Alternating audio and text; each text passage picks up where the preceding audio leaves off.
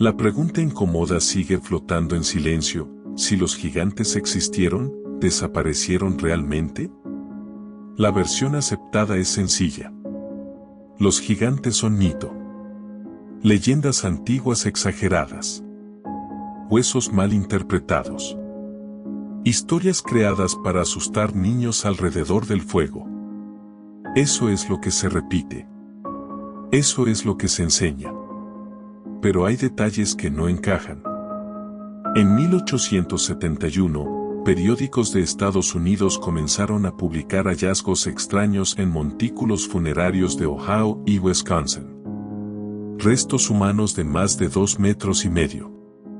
En 1912, el New York Times mencionó excavaciones donde aparecieron esqueletos inusualmente grandes en Nevada. ¿Errores? ¿Fraudes? Muchos registros desaparecieron. Otros fueron archivados. Y el tema se volvió incómodo. En 1936, cerca del lago Elsie en África Central, se reportaron tribus con estaturas extraordinarias. No eran mitos. Eran personas reales. Más altas, más fuertes. La ciencia habló de genética, de mutaciones, de variaciones raras. Todo parecía tener explicación. Y sin embargo, la pregunta permanece: ¿por qué tantas culturas antiguas, separadas por océanos y siglos, hablan de seres enormes que dominaron la Tierra? Los sumerios los describían como héroes antiguos. En Grecia se hablaba de titanes. En Mesoamérica, de hombres colosales destruidos por juicio divino. Historias distintas, pero con el mismo núcleo. ¿Coincidencia? La grieta aparece cuando se observa algo simple. Las historias modernas tienden a exagerar hacia arriba.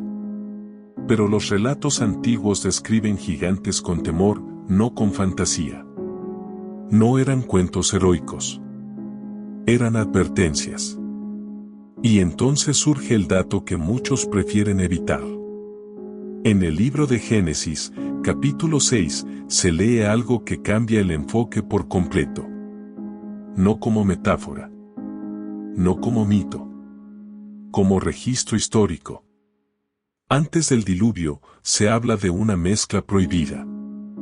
De hijos de Dios que tomaron mujeres humanas.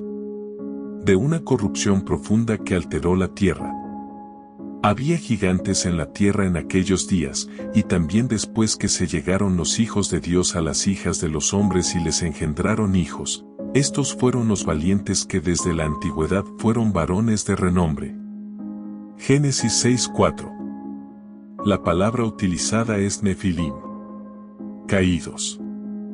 No simples hombres altos. Seres ligados a rebelión espiritual. ¿Y después del diluvio? Siglos más tarde, en tiempos de Números, los espías de Israel regresaron aterrados de Canaán. Dijeron que allí vivían descendientes de Anak, que se sentían como langostas a su lado. No hablaban de metáforas. Hablaban de miedo real. Más adelante aparece Goliat, descrito en 1 Samuel como un guerrero de casi 3 metros. No como exageración literaria, sino como enemigo tangible que cayó ante un joven llamado David. La narrativa oficial insiste en que todo es simbolismo.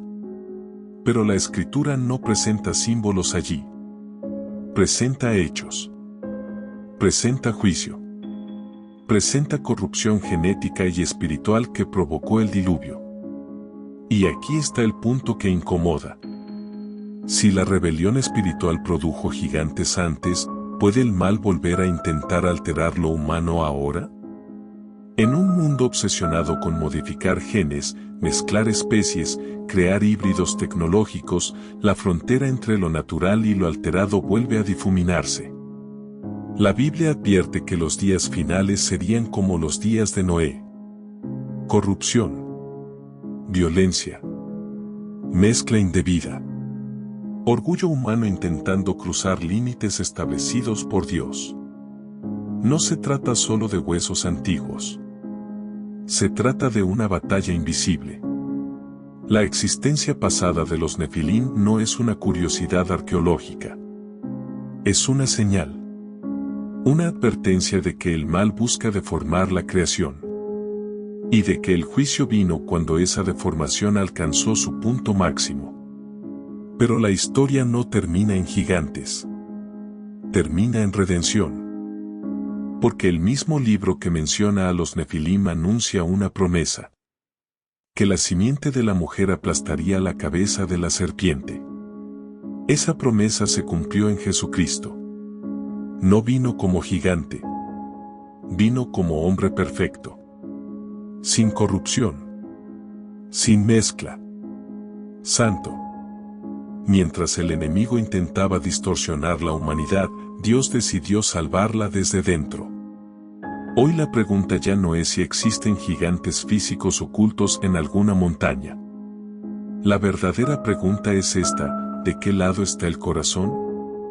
Porque la lucha no es de estatura. Es espiritual. El mundo seguirá diciendo que todo es mito. Que no hay nada detrás. Que no hay advertencia. Pero la Escritura permanece firme. Y su mensaje es claro. Hubo corrupción. Hubo juicio. Habrá un final. Y en medio de todo eso, hay una puerta abierta. Jesucristo sigue llamando. No para alimentar curiosidad, sino para rescatar almas antes de que la historia repita sus días más oscuros. Tal vez los gigantes ya no caminen visiblemente entre nosotros. O tal vez la batalla tomó otra forma. Pero la advertencia sigue viva. La pregunta sigue en el aire. ¿Se está prestando atención antes de que sea demasiado tarde?